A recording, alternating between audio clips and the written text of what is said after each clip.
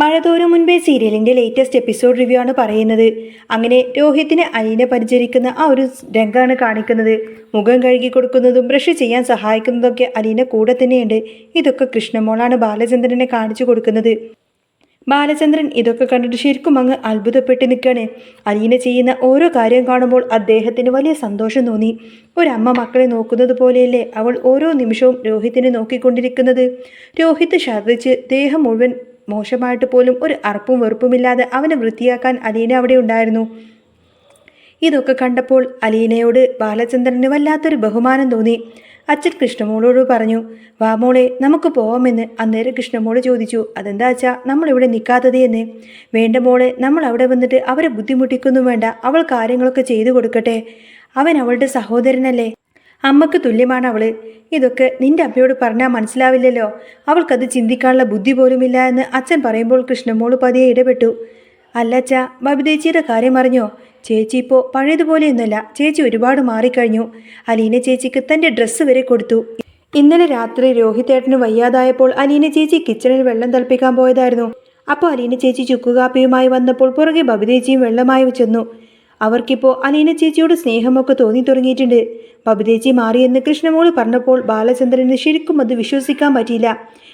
ബബിതയോ എന്ന് അദ്ദേഹം അത്ഭുതത്തോടെ ചോദിച്ചു. അതെ അച്ഛാ, ഈ വീട്ടിലെ എല്ലാവരും മാറി തുടങ്ങി. ഇനി മാറാനുള്ളത് അച്ഛൻ്റെ ഭാര്യ മാത്രമാണ്.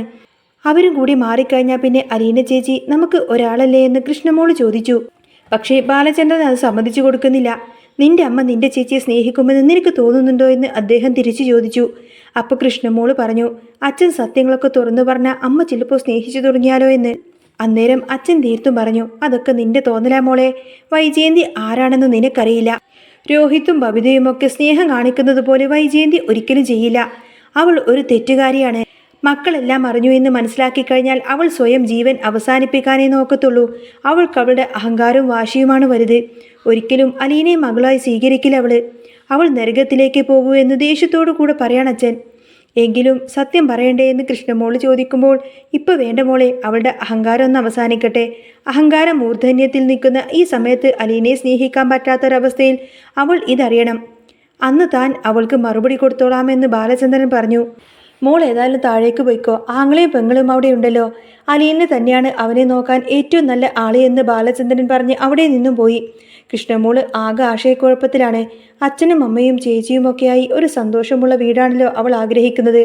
താഴെ വന്നപ്പോൾ ബബിതേച്ചി അലീനെ അന്വേഷിച്ചു. ഉണ്ട് ചേച്ചി, മോളിലുണ്ട്. അല്ല, എന്തിനാ ഇപ്പോൾ അലീന ചേച്ചിയെ തിരക്കുന്നത് എന്ന് കൃഷ്ണമോള് ചോദിച്ചു. ബബിതക്ക് അപ്പോഴും ഒരു സംശയം ബാക്കിയാണ്. എനിക്കങ്ങോട്ട് മനസ്സിലാവുന്നില്ല കൃഷ്ണമോളെ, ഈ അലീന ശരിക്കും ആരാണ്? അവൾ ഹരിയുടെ കൂടെ ചേർന്ന് റേപ്പ് ചെയ്യാൻ വരെ നോക്കിയതല്ലേ രോഹിത്? എന്നിട്ടും അവൾക്ക് എങ്ങനെ അവനോട് ഇത്രമാത്രം സ്നേഹം വരുന്നത് എന്ന് ബബിത ചോദിച്ചു. അന്നേരം കൃഷ്ണമോള് മറുപടി നൽകി, അലീന ചേച്ചി അങ്ങനെയാണ് ചേച്ചി. ദ്രോഹിച്ചവരോട് പോലും സ്നേഹം മാത്രമേ കാണിക്കോളൂ. ദ്രോഹത്തിന് പകരം ദ്രോഹം ചെയ്യാനല്ല, സ്നേഹം കൊണ്ട് അവരെ മാറ്റാനാണ് അലീന ചേച്ചി നോക്കുന്നത്.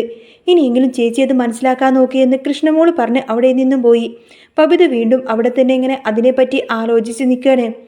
എന്നെ കൊണ്ടൊന്നും ഇതിന് പറ്റില്ലല്ലോ എന്നൊക്കെ ചിന്തിക്കുകയാണ്. ഇത് വല്ലാത്തൊരു മനസ്സ് തന്നെ അവൾക്ക് എന്നൊക്കെ ഓർത്തു.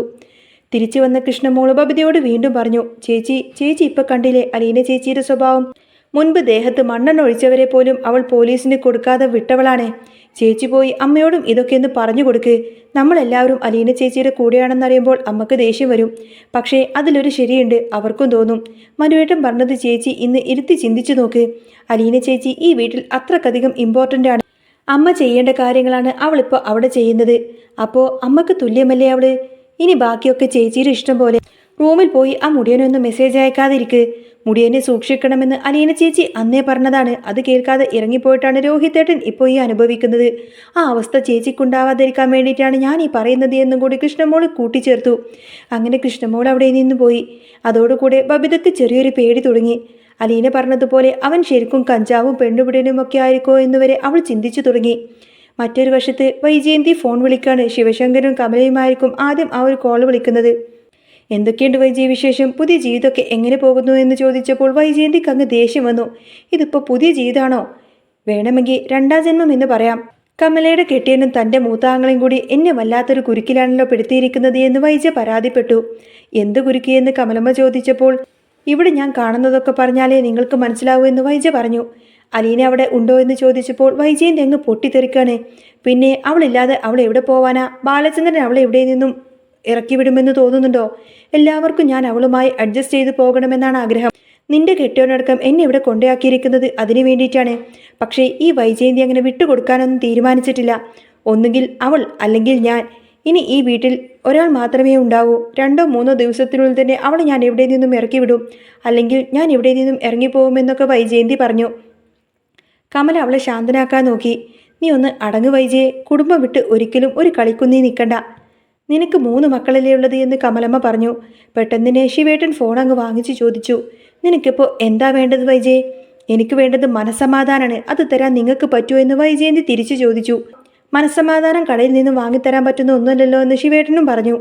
നിങ്ങൾ കൂടുതലൊന്നും പറയണ്ട, വിളിച്ചപ്പോൾ എടുത്തു തന്നെ മുഷിപ്പിക്കണ്ട എന്ന് കരുതിയിട്ടാണ് എന്ന് വൈജയന്തി പറഞ്ഞപ്പോൾ ശിവേട്ടൻ പറയുന്നുണ്ട്, നീ ആരേതും മുഷിപ്പിക്കാതെ ജീവിക്കാൻ നോക്ക് വൈജയെ. അലീന അവിടെ ഉണ്ട് എന്ന് കരുതിയിട്ട് നിന്റെ കാലിൽ മുള്ളു കുത്തുന്നുണ്ടോ? അവൾ ആ വീട്ടിലെ പണികളൊക്കെ എടുത്ത് ജീവിക്കുന്നതല്ലേ ഉള്ളൂ. ഒരു സെർവൻറ്റ് വന്നാലും ഇങ്ങനെയൊക്കെ തന്നെയല്ലേ എന്ന് ചോദിച്ചപ്പോൾ വൈജയന്തിക്ക് അങ്ങ് ദേഷ്യം കൂടി. അവളെ സെർവൻ്റായിട്ടല്ല ഇവിടെ വാഴിക്കുന്നത്, അവളാണ് ഇവിടുത്തെ മഹാറാണി, ഇവിടുത്തെ അധികാരി. അവൾ പറയുന്നതാണ് ബാലചന്ദ്രൻ കേൾക്കുന്നത്. അതുകൊണ്ട് ശിവേട്ടൻ ഫോണ് വെക്ക്. അവിടെ ജയിലിൽ കിടക്കുന്ന മോൻ്റെ കാര്യം നോക്കുകയെന്ന് പറഞ്ഞ് വൈജയന്തി ദേഷ്യപ്പെട്ടങ്ങ് ഫോൺ കെട്ടിയാണ്. ബാലചന്ദ്രനോടൊപ്പം എല്ലാവരും നിൽക്കുന്നത് കണ്ട് വൈജയന്തിക്ക് ഒട്ടും തന്നെ സഹിക്കാൻ പറ്റുന്നില്ല. കമൽ അവിടെ ശിവേട്ടനോട് പറയുന്നുണ്ട്, അവൾ എത്ര കിട്ടിയാലും പഠിക്കില്ല എന്ന്. അവൾ അനുഭവിക്കാൻ പോകുന്നേയുള്ളൂ. മകനെ രക്ഷിക്കാൻ അലീനയോട് ഒരു വാക്കുപോലും പറയാൻ അവൾ തയ്യാറായിരുന്നില്ല. പെങ്ങൾ എന്നും പെങ്ങൾ തന്നെയായിരിക്കും, പക്ഷേ മകൻ്റെ കാര്യം മറക്കരുത് എന്ന് കമല ശിവേട്ടനെ ഓർമ്മിപ്പിച്ചു. പിന്നീട് കാണിക്കുന്നത് വൈജയന്തി ദാഹിച്ചിട്ടായിരിക്കും. കൃഷ്ണമോളെയും ബബിതയൊക്കെ മാറി മാറി ഉറക്കെ എങ്ങനെ വിളിക്കുന്നുണ്ട്. എന്നാൽ അവരാരും തന്നെ വിളി കേട്ടുന്നില്ല. പക്ഷേ അലീന അത് കേട്ടു. അലീന കിച്ചണിൽ ചെന്ന് ഇറങ്ങി അങ്ങോട്ടേക്ക് വൈജയന്തിയുടെ അടുത്തേക്ക് എത്തി. എന്നിട്ട് ചോദിക്കുന്നുണ്ട്, എന്താ മാഡം, എന്താ വിളിച്ചത്, എന്താ വേണ്ടത് എന്ന് ചോദിക്കും. പക്ഷേ അലീനയെ കണ്ടപ്പോൾ വൈജയന്തിക്ക് അങ്ങ് ദേഷ്യം വന്നു. അവളെ ഒന്ന് തള്ളി മാറ്റി പോവാൻ നോക്കിയപ്പോൾ വൈജയന്തി ഒന്ന് അടി തെറ്റി അങ്ങ് വീഴാൻ പോയി. അലീന അവളെ താങ്ങാൻ ചെന്നപ്പോൾ എന്നെ തൊട്ടു പോകരുത് എന്ന് വൈജയന്തി അലറി വിളിച്ചു. മാഡം വീഴാൻ പോയപ്പോൾ പിടിച്ചതാണ് എന്ന് പറഞ്ഞിട്ടും വൈജയന്തി സമ്മതിച്ചു കൊടുത്തില്ല. ഞാൻ വീണാൽ തന്നെ അവിടെ കിടന്നങ്ങ് നിറങ്ങിക്കോളും. നീ എന്നെ തൊടണ്ട. നീ തൊട്ടു കഴിഞ്ഞാൽ ഏത് പുണ്യനദിയിൽ മുങ്ങി നിവർന്നാലും ആ അശുദ്ധി മാറില്ല. മാറി നിൽക്കടി എന്നൊക്കെ പറഞ്ഞു വൈജയന്തി ദേഷ്യത്തോടെ അവിടെ നിന്നങ്ങ് പോവാണ്. ഇത് കണ്ടിട്ട് അലീനക്ക് സങ്കടം തോന്നിയിട്ടുണ്ടാവും. എന്നാലും ഇത് കേട്ടിട്ട് ഒട്ടും തന്നെ സങ്കടം വരാതെ അവിടെ നിന്നങ്ങ് പോവാണ് വൈജയന്തി. പിന്നീട് നടന്നത് ആരും പ്രതീക്ഷിക്കാത്ത നാടകീയമായ രംഗങ്ങളായിരുന്നു. വൈജയന്തിയുടെ ദേഷ്യം അതിൻ്റെ അങ്ങേ അറ്റത്ത് എത്തി നിൽക്കുകയാണ്. അലീനയെ ആ വീട്ടിൽ നിന്നും എങ്ങനെയെങ്കിലും പുറത്താക്കണമെന്ന വാശിയിൽ അവർ നേരെ ആ ഒരു മുറിയിലേക്ക് പോയി. തൻ്റെ വിലപിടിപ്പുള്ള സ്വർണ്ണാഭരണങ്ങളെല്ലാം തന്നെ കാണാനില്ല എന്നും അത് അലീന മോഷ്ടിച്ചു എന്നും വൈജയന്തി ഉറക്കെ വിളിച്ച് പറഞ്ഞു. വീട് മുഴുവൻ അങ്ങനെ ബഹളമുണ്ടാക്കി. ഇവളെ ഈ വീട്ടിലേക്ക് കയറ്റിയപ്പോഴേ ഞാൻ പറഞ്ഞതാ ഇവൾ ഇവിടുത്തെ സ്വത്തുക്കളെല്ലാം തന്നെ അടിച്ചു മാറ്റാൻ വന്നതാണ് എന്ന് വൈജയന്തി ആക്രോശിച്ചു. ബാലചന്ദ്രൻ ഇത് കേട്ട് ആകെ തകർന്നു പോയി. എന്നാൽ ബബിതയുടെ മനസ്സിൽ അലീനയോടുള്ള ആ ഒരു പഴയ വെറുപ്പ് മാറിയിരുന്നു. മുടിയനുമായിട്ടുള്ള ബന്ധത്തിൻ്റെ സത്യാവസ്ഥ അലീന വെളിപ്പെടുത്തിയതോടുകൂടി തന്നെ ബബിതയ്ക്ക് അലീനയെ ഒരു രക്ഷകയായിരുന്നു. അലീന മൗനമായി കരഞ്ഞുകൊണ്ട് നിൽക്കുമ്പോൾ ബബിത മുന്നോട്ട് വന്നു. അമ്മേ, കള്ളം പറയുന്നതിനും ഒരു പരിധിയുണ്ട്. അലീന ചേച്ചി കിച്ചണിലായിരുന്നപ്പോൾ അമ്മ തന്നെയാണല്ലോ ആ ആഭരണങ്ങളെല്ലാം എടുത്ത് പൂന്തോട്ടത്തിലെ ചെടിച്ചട്ടിയിൽ ഒളിപ്പിച്ചു വെച്ചത്. അത് ഞാൻ കണ്ടതാണ്. ബബിതയുടെ ഈ വാക്കുകൾ ഒരു ഇടുത്തി പോലെ പതിച്ചു. വൈജയന്തിയുടെ മുഖം വിളറി വെളുത്തു. സ്വന്തം മകൾ തന്നെ തനിക്കെതിരെ സാക്ഷി പറയുമെന്ന് അവർ സ്വപ്നത്തിൽ പോലും കരുതിയിരുന്നില്ല. ബാലചന്ദ്രൻ നേരെ പൂന്തോട്ടത്തിലേക്ക് ചെന്നു. ബബിത പറഞ്ഞതുപോലെ തന്നെ അവിടെ ആഭരണങ്ങളെല്ലാം തന്നെ ഇരിക്കുന്നുണ്ടായിരുന്നു. തിരികെ വന്ന അദ്ദേഹം വൈജയന്തിക്ക് നേരെ വിരൽ ചൂണ്ടിക്കൊണ്ട് പറഞ്ഞു, നിന്റെ ഈ അഹങ്കാരവും കുശുമ്പും കൊണ്ട് നീ തോൽപ്പിക്കുന്നത് അലീനയല്ല വൈജയ്, നിന്റെ സ്വന്തം മനസാക്ഷിയെ തന്നെയാണ്. ഈ നിമിഷം മുതൽ അലീന ഈ വീട്ടിലെ വെറും ഒരു ജോലിക്കാരിയല്ല, അവൾ ഈ വീടിൻ്റെ അവകാശിയാണ്, എല്ലാ തരത്തിലും അവകാശി. അന്ന് രാത്രി പനി കൂടി ബോധരഹിതയായി കിടക്കുന്ന രോഹിത്തിൻ്റെ അരികിലേക്ക് അലീന തളർന്നിരുന്നു. പാതിരാത്രിയിൽ രോഹിത്തിന് ബോധം തെളിഞ്ഞു. കണ്ണു തുറന്നപ്പോൾ കണ്ടത് ഉറക്കമില്ലാതെ തന്നെ പരിചരിക്കുന്ന അലീനയാണ്. അലീന, അവൻ വിറക്കുന്ന ശബ്ദത്തിൽ വിളിച്ചു. അലീനയുടെ കണ്ണുകൾ നിറഞ്ഞു. വൈജയമ്മ ദൂരെ നിന്ന് ഈ ഒരു കാഴ്ചയെല്ലാം തന്നെ കാണുന്നുണ്ടായിരുന്നു. താൻ തകർക്കാൻ നോക്കിയ ബന്ധങ്ങൾ സ്നേഹം കൊണ്ട് ദൃഢമാക്കുന്നത് കണ്ടിട്ട് ആദ്യമായി അവരുടെ ഉള്ളിൽ ഒരു കുറ്റബോധം നാമ്പിട്ടു. അഹങ്കാരത്തിൻ്റെ പടിയിറങ്ങാൻ വൈജയന്തി തയ്യാറായില്ലെങ്കിലും ആ വീട്ടിലെ മാറ്റത്തിൻ്റെ കാറ്റ് വീശി തുടങ്ങിയിരുന്നു. അലീനയുടെ ക്ഷമയും സ്നേഹവും ആ വലിയ തറവാടിനെ വീണ്ടും കുടുംബമാക്കി മാറ്റാൻ തുടങ്ങുകയായിരുന്നു. വൈജയന്തിയുടെ മനസ്സിലെ ഇരുട്ട് മാറാൻ ഇനിയും സമയമെടുക്കും. അലീന തോറ്റുകൊടുക്കാൻ തയ്യാറല്ലായിരുന്നു. അവൾക്കത് വെറുമൊരു വീടൽ, തൻ്റെ നഷ്ടപ്പെട്ടു പോയ ജീവിതം തന്നെയായിരുന്നു. അങ്ങനെ മഴ തോരും മുൻപേയിൽ ഇനി കാണാൻ പോകുന്ന സൂപ്പർ അടിപൊളി ത്രില്ലിംഗ് എപ്പിസോഡുകളൊക്കെ തന്നെയാണ്. നിങ്ങൾക്ക് ഈ ഒരു ചാനൽ ഇഷ്ടമാവുകയാണെങ്കിൽ സബ്സ്ക്രൈബ് ചെയ്യാനും സപ്പോർട്ട് ചെയ്യാനും മറക്കല്ലേ.